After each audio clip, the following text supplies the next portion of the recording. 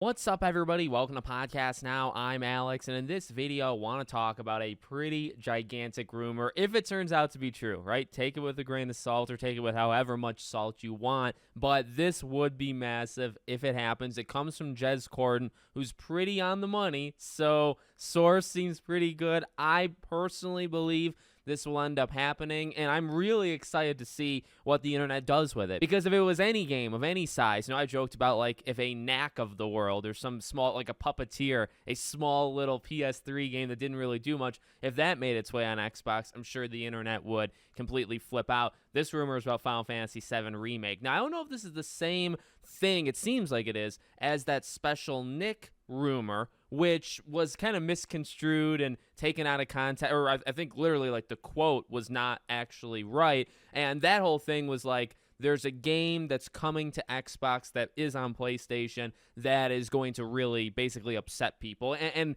there was so much, messiness with the reporting on that rumor. We're going to leave that, aside. But I wonder, and I do think that it is the same thing. So Jez Corden says that he has heard that Final Fantasy VII Remake is making its way on Xbox. Doesn't mean it's going to happen. Maybe, maybe not, but he has heard that. They also speculate in the podcast that they're talking about it that it's probably, like, this is not something that's going to get announced right away. I don't think it'd be announced right away. When you have Rebirth coming out in a month and a half, the worst thing you could probably do from like the PR kind of standpoint, right? If you're Sony, if you're Square Enix, but maybe even specifically Sony, you would not want that game that's been console exclusive to you, you would not want that to be announced to come to Xbox. You'd probably want that to happen, after Rebirth. So maybe sometime in March, sometime in April, letting Rebirth breathe a little, then it would get announced. And would it come out that day? Would it come out a little bit later? Is this a game that would come out this year? Maybe. I would imagine it would. I don't think you would say something like this. And, this is going to be a really interesting year.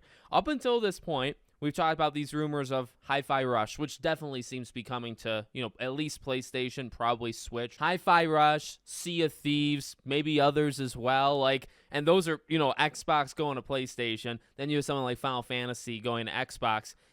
Like I said, from an internet perspective, this year is going to be nuts because how are people going to take it? Now, honestly, I would say a couple things for Final Fantasy VII. Number one, same thing. You got to be even. You got to be consistent. Same thing I would say for the Xbox games coming to PlayStation. Would I say the other way around? An opportunity for more people to play it. And specifically, if we're looking at Final Fantasy VII Remake, again, this game has been out for 4 years at this point.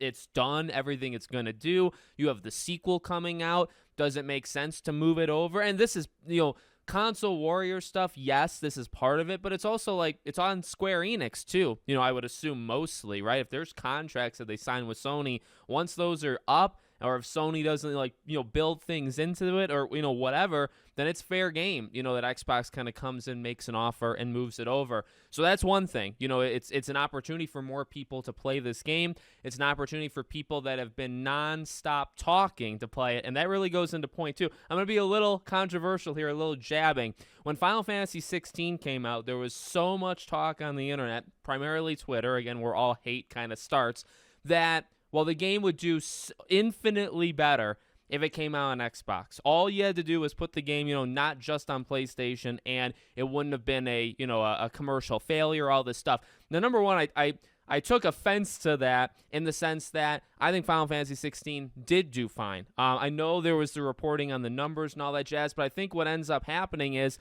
Final Fantasy 16 did good for what it was, but Square Enix had made like 5, 6, 7 other mistakes in the past 2-3 years. If Square Enix, which I think they were, if they were expecting the revenue from 16 to make up for 3 years of failures across the board of all of these other games, that's not fair. And that's what the internet, I believe, was doing, was trying to put all of the years of failures of Square Enix, which is their own fault, on one game, and the game can't just make enough money to be successful in its own right. It needs to be successful in its own right, and then it needs to make up for the entire, company for more than a year, beyond that. And I think that was absolutely ridiculous. So I don't really think that was coming at it from like a real solid, moral stance. That's number one. Number two, again, well, what was the cure for, this problem here? Well, many people said, we'll just move the game over to Xbox, then it would sell so much better. So here's the thing. Put your money where your mouth is. I bought Final Fantasy 16. I have both consoles. I buy games on both of them, right? So it's going to be interesting to see what the internet does with this, because when the Hi-Fi Rush and Sea of Thieves of the world, when they jump over, that's going to be a story. I mean, legitimately, Final Fantasy VII Remake is huge, right? Final Fantasy VII is huge. So when that moves over, if it moves over, I have to, if and when and all this stuff, because you don't know for sure, but I do assume it's going to happen. If it moves over, the internet's going to have a heyday.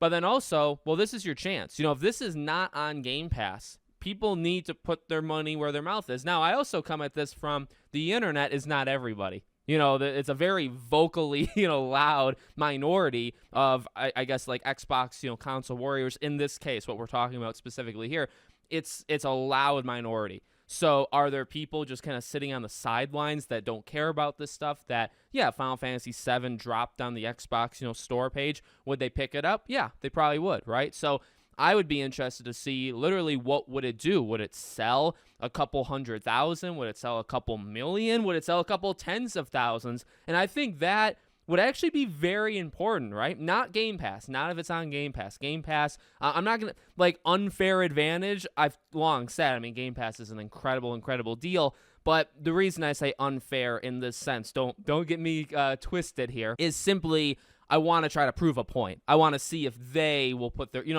That's the only reason I say. I want it to be where you have to put up money, you have to pay that $60 or whatever. You have to do that. So I can see online, all these people that said, well, Final Fantasy 16 would have been saved, and maybe it would have. But I honestly don't think it would. To be honest, the narrative that Final Fantasy 16 needed to save Square Enix from years of failure, I don't think gets made up by putting it on Xbox. Sure, that probably nets at a couple extra 100,000 units, but that's a couple, tens of millions of dollars. It's not enough. If it was expected to make $500 million and it made 200, and those are, I'm just throwing it out there. I doubt either of those are right. Well, could Xbox get at those additional 300? No, absolutely not, right? Nothing could. So that's the point. So I want to see these people put their money where their mouth is, put Final Fantasy VII Remake over there, and then let's see how it does. I don't know, would it be on Game Pass? That would be nuts. But Square Enix is definitely seemingly open, right, to moving games over and having it be a bit more level playing field.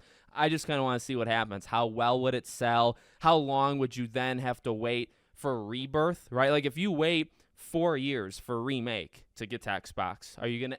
I doubt it. I doubt you'd have to wait 4 years for each of these games. Maybe Rebirth is a year or two after it comes out on PlayStation. You imagine the third game, Sony's gonna have it as well. So then maybe a couple years after that, we'll have to see, how it goes. And then, as I keep saying, is there always a chance that Sony kind of swoops in and says, enough of this? We're just gonna get Square Enix. Square Enix has long positioned itself to be bought.